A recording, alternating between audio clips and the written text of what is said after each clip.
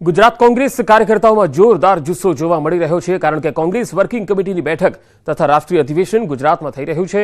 2 દિવસ સુધી સમગ્ર દેશમાંથી કોંગ્રેસના નેતાઓ કાર્યકર્તાઓ ગુજરાતમાં રોકાશે। કોંગ્રેસના પ્રદેશ અને રાષ્ટ્રીય સંગઠન માટે મોટા નિર્ણયનું સાક્ષી ગુજરાત બનશે। દિગ્ગજ નેતાઓનું ગુજરાતમાં આગમન થઈ રહ્યું છે। એરપોર્ટથી લઈને શાહીબાગ સરદાર પટેલ સ્મારક અને સાબરમતી રિવરફ્રન્ટ ખાતે તૈયારીઓને આખરી ઓપ આપી દેવાયો છે। કોંગ્રેસના નેતાઓનો દાવો છે કે 64 વર્ષ બાદ ગુજરાતની ધરતી પર યોજાઈ રહેલા આ અધિવેશનથી કોંગ્રેસમાં નવા પ્રાણ ફૂંકાશે। એટલું જ નહીં, કોંગ્રેસ કાર્યકર્તાઓ ડબલ ઉત્સાહ સાથે દેશભરમાં કામે લાગશે। આ અધિવેશનથી કોંગ્રેસની વિચારધારા અને સાથોસાથ ગુજરાતની પરંપરાઓનું પુનઃસ્થાપન થાય। મહાત્મા ગાંધીજીની સાદગી, સત્ય અને અહિંસા આ સિદ્ધાંતોના માટે આ અધિવેશનથી એક નવી ઉર્જા સાથે અમે કામ કરવાના છે। ગાંધી સરદારની ભૂમિ ગુજરાતમાં કોંગ્રેસ માટે, ગુજરાત માટે એક અનેરો પ્રસંગ છે કે 64 વર્ષ પછી, લાંબા સમય પછી ગુજરાતની ધરતી પર ઓલ ઇન્ડિયા કોંગ્રેસ કમિટીની બેઠક થવા જઈ રહી છે અને આ અધિવેશનના માધ્યમથી આખા દેશમાં કોંગ્રેસના જે આવનારા સમયના કાર્યક્રમો છે, જે વિચારધારા છે, જે સાંપ્રત પરિસ્થિતિ દેશની અને દુનિયાની છે, એના પર વિસ્તૃત ચર્ચા થશે, એના ઠરાવો પસારિત કરવામાં આવશે। 8 અને 9 તારીખે સમગ્ર ઓલ ઇન્ડિયા કોંગ્રેસ કમિટી અને 64 વર્ષ પછી ગુજરાતની અંદર અધિવેશનનું આયોજન થઈ રહ્યું છે, ત્યારે અમારું શીર્ષ નેતૃત્વ અહીંયા ગુજરાત પધારવાનું છે। કોંગ્રેસ કાર્યકરો હોય અને ગુજરાતના આમ પ્રજા હોય એમને આવકારવા માટે અને આવનાર જે સમય છે એક વિપક્ષ તરીકે લોકો વચ્ચે જઈને આ અધિવેશનના માધ્યમથી અનેક ઠરાવો થવાના છે। ये महात्मा गांधी की भूमि है, सरदार पटेल साहब की भूमि है।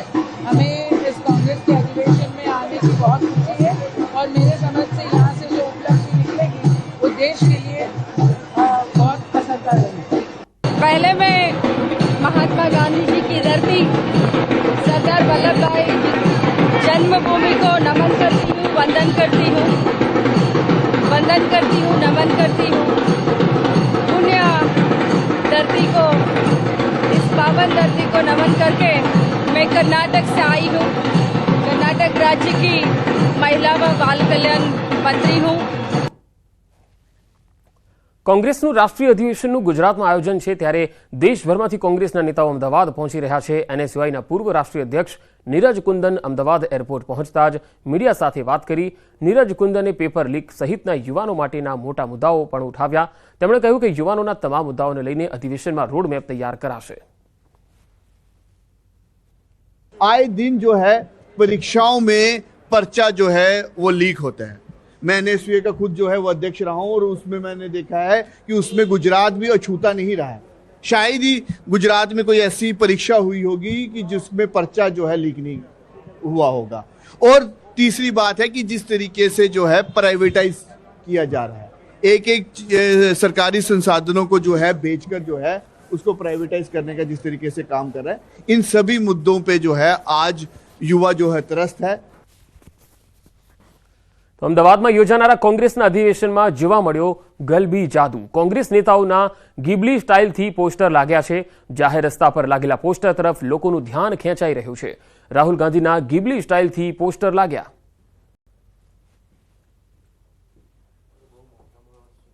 સોશિયલ મીડિયા ઉપર આજે ગિબલીનો જાદુ છવાયો છે। યુથ હોય કે ઓલ્ડ, તમામ રાજકીય નેતાઓ હોય, તમામ લોકો છે એ ગિબલીના રંગે રંગાયા છે। જ્યારે કોંગ્રેસનું અધિવેશન મળી રહ્યું છે અમદાવાદ ખાતે, ત્યારે કોંગ્રેસના અધિવેશનમાં પણ ગિબલીનો જાદુ જોવા મળી રહ્યો છે અને જે પોસ્ટર જોવા મળી રહ્યા છે ગિબલીના, રાહુલ ગાંધી હોય કે કોંગ્રેસના જે નેતાઓ છે, પરસોત્તમ સોલંકી, તેના અલગ અલગ જે સાબરમતી રિવરફ્રન્ટના જે માર્ગ છે તે માર્ગ ઉપર આ ગિબલી સ્ટાઇલના પોસ્ટરો એક આકર્ષણનું કેન્દ્ર બન્યા છે। કારણ કે જે રીતે આજે યુથ અને સાથે તમામ જે લોકો છે તે લોકો છે ગિબલીના રંગે રંગાયા છે, ત્યારે કોંગ્રેસનું અધિવેશન છે તેમાં પણ એક નવું આકર્ષણ જે કહી શકાય કે પોસ્ટરની અંદર તે ગિબલીના પોસ્ટરો જોવા મળે છે, જેમાં કોંગ્રેસના નેતા રાહુલ ગાંધી અને કોંગ્રેસ નેતા પરસોત્તમ સોલંકીના આ પોસ્ટરો શહેરના અલગ અલગ રસ્તાઓ, 4 રસ્તાઓ પર જોવા મળી રહ્યા છે, જે સૌ લોકો માટે એક આકર્ષણનું કેન્દ્ર બન્યા છે। કેમેરામેન શણેક મહેતા સાથે પ્રણવ પટેલ, ન્યૂઝ 18 અમદાવાદ। કચ્છમાં નલિયા ભુજ હાઈવે પર ચક્કાજામ થયો. ખેડૂતોને સામાજિક સંગઠને ચક્કાજામ કરીને વિરોધ નોંધાવ્યો. ખેડૂતોને અભયારણ્ય વિસ્તારમાં વીજ કનેક્શન ન મળતા વિરોધ કર્યો. પોલીસનો ચુસ્ત બંદોબસ્ત જોવા મળી રહ્યો છે. ચક્કાજામને પગલે ટ્રાફિક જામ સર્જાયો. વીજ લાઇન અંડરગ્રાઉન્ડ કરવા સાથે ખેડૂતોને કનેક્શન આપવાની માંગણી કરવામાં આવી. તો અભયારણ્ય વિસ્તારમાં વીજ કનેક્શન મળી નથી રહ્યું, તેના કારણે ખેડૂતોને સામાજિક સંગઠનો દ્વારા વિરોધ કરવામાં આવ્યો. ચક્કાજામ કરાયો હતો, જેના કારણે લાંબો ટ્રાફિક જામ પણ થઈ ગયો હતો. અંડરગ્રાઉન્ડ કનેક્શન કરી વીજ કનેક્શન આપવાની માંગણી ઘણા સમયથી ચાલી રહી છે. આ તરફ કડીમાં એક ચોરીની ઘટના સામે આવી, જેમાં ચોરોએ ધોળા દિવસે કડીમાં પાર્ક કરેલ ગાડીના કાચ તોડી અંદર રાખેલ 2 લાખ રૂપિયાની બેગ ઉઠાવી લીધી. આ ઘટના કડીના એસવી રોડ પર બની, જ્યાં સુજાતપુરાના પટેલ જિગ્નેશભાઈની ગાડી હતી. જ્યારે જિગ્નેશભાઈ ગાડી પાર્ક કરી ઇસ્ત્રીમાં મૂકેલા કપડાં લેવા ગયા, ત્યારે ચોરોએ તાત્કાલિક ગાડીના કાચ તોડી અને બેગની ઉઠાંતરી કરી. આ સમગ્ર ઘટનાની જાણ થતાં જ સ્થાનિક પોલીસે તપાસ હાથ ધરી. સીસીટીવી કેમેરા પણ આ ઘટના કેદ થઈ હતી. અમદાવાદના સોલા વિસ્તારમાં દૂધની ચોરી થઈ ગઈ. દ્વારકાધીશ ડેરી પાસે દૂધ ચોરીની ઘટના સામે આવી. 2 દુકાનમાંથી 10 કેરેટ દૂધની ચોરી થઈ. ગોતાના વિક્ટરી સનરાઇઝ ફ્લેટ નીચે શિવશક્તિ મિલ્ક પેલેસમાં ચોરી થઈ. 240 થેલી દૂધ ચોરી થતા ફરિયાદ નોંધાઈ છે. સોલા પોલીસ સ્ટેશનમાં ગુનો નોંધાયો છે. તસવીરોમાં જોઈ શકાય છે કે આ વ્યક્તિ જે છે એ દૂધની ચોરી કરી રહ્યો છે. અમદાવાદના સોલા વિસ્તારનો આ બનાવ છે, જ્યાં દૂધના કેરેટમાં ભરેલી જે થેલીઓ છે એ તમામ કેરેટ સહિત ઉઠાંતરી કરીને આ શખ્સ ફરાર થઈ ગયો હતો. 2 દુકાનમાંથી 10 કેરેટ દૂધની ચોરી કરી. બનાસ ડેરીના દૂધની ચોરીનો પર્દાફાશ થયો. છેલ્લા ઘણા સમયથી દૂધના ટેન્કરમાંથી દૂધ ચોરીનું કૌભાંડ દિયોદર પોલીસે પકડી પાડ્યું હતું. કેટલાક શખ્સો ટેન્કરમાંથી દૂધ ચોરી કરીને ભાભર તરફ જતા હતા, ત્યારે પોલીસે પીછો કરી ભાભર વાવ રોડ પર મહાલક્ષ્મી દૂધ ડેરીમાં દૂધ આપતા રંગે હાથે પકડી પાડ્યા. 12 જેટલા શખ્સો દૂધ ચોરીનું રેકેટ ચલાવતા હોવાનું સામે આવ્યું. લુદ્રા નજીક મુખ્ય કેનાલ પર 300 લીટર દૂધ ટેન્કરમાંથી કાઢી 300 લીટર પાણી ભેળવી દેતા હતા. ચોરી કરેલું દૂધ પ્રાઇવેટ ડેરીમાં વેચી દેવાતું હતું.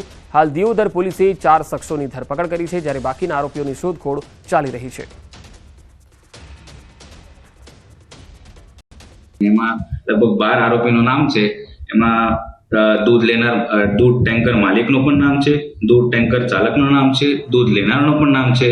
અને આ જે લોકો જે કાવતરું કરીને ત્યાંથી દૂધ કાઢવાનું અને પાણી નાખવાનું જે કાવતરું રચીને જે એની અમલવારી કરતા હતા, એવા 4 બીજા આરોપીઓનું પણ નામ છે, જેમાં લોકો પાયલટિંગ કરતા હતા, કઈ લોકો પાણી કાર્બામાં ભરીને લાવતા હતા અને કઈ લોકો એમાંથી બહુ બધું સંકલન કરતા હતા કે કોઈની નજરમાં ના આવે.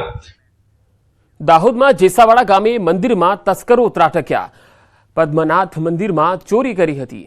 મંદિરમાં પાછળના ભાગેથી સીડી બનાવી અને મંદિરમાં ઘૂસી ગયા. 3 દાનપેટીમાંથી આશરે 25 થી 30 હજારની ચોરી કરી અને ફરાર થઈ ગયા. આ તસ્કરો સીસીટીવીમાં કેદ થયા છે. જેસાવાડા પોલીસ દ્વારા હાલ તપાસ ચાલી રહી છે.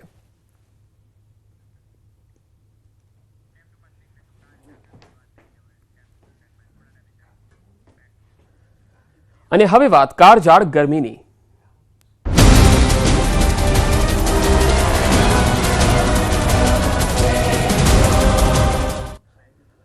આગન ભઠ્ઠીમાં શેકાયું ગુજરાત. એપ્રિલની ગરમીએ ગયા વર્ષનો રેકોર્ડ તોડ્યો. રાજ્યના 9 શહેરોનું તાપમાન 42 ડિગ્રીને પાર થયું. હજુ 36 કલાક કચ્છમાં ભારે ગરમીનું રેડ એલર્ટ છે. રાજકોટ અને પોરબંદર જિલ્લામાં ઓરેન્જ એલર્ટ આપવામાં આવ્યું, તો ઉત્તર ગુજરાતમાં ગરમીનું યેલો એલર્ટ અપાયું. રાજકોટમાં 43.9 ડિગ્રી, અમદાવાદમાં 43 ડિગ્રી, જ્યારે ગાંધીનગરમાં 42.5 ડિગ્રી તાપમાન નોંધાયું. રાજ્યના 13 શહેરોનું તાપમાન 37 ડિગ્રીને પાર જોવા મળ્યું. ભુજમાં 43 ડિગ્રી, ડીસામાં 43.3 ડિગ્રી, અમદાવાદમાં 3 દિવસમાં 44 ડિગ્રી તાપમાન થઈ શકે છે. અમદાવાદમાં સામાન્ય કરતાં 4 ડિગ્રી વધુ તાપમાન જોવા મળી શકે છે.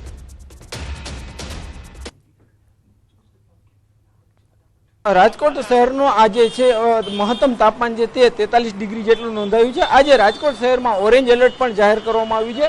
લોકો છે તે ક્યાંક ને ક્યાંક ઘરની બહાર નીકળવાનું ટાળી રહ્યા છે. કેટલાક લોકો નીકળે પણ છે તો તે ઠંડા પીણાનો ઉપયોગ કરી રહ્યા છે. હાલ આપણી સાથે રાજકોટના લોકો છે, આપણે એમની સાથે વાત કરીશું. શું કહેશો, આજે કેવી ગરમી છે? બહુ જ ગરમી છે. એટલી ગરમી છે બહાર નીકળવાનું મન નથી થતું. ઠંડુ પીને થોડીક રાહત મળે છે. અન્ય લોકો છે, આપણે એમની સાથે પણ વાત કરવાનો પ્રયાસ કરીશું. ખાસ ગોગલ્સ પહેર્યા છે તમે, ઠંડા પીણા પણ પી રહ્યા છો. કેવી પરિસ્થિતિ રાજકોટ શહેર? બહુ ખરાબ છે. ગરમી વધારે છે.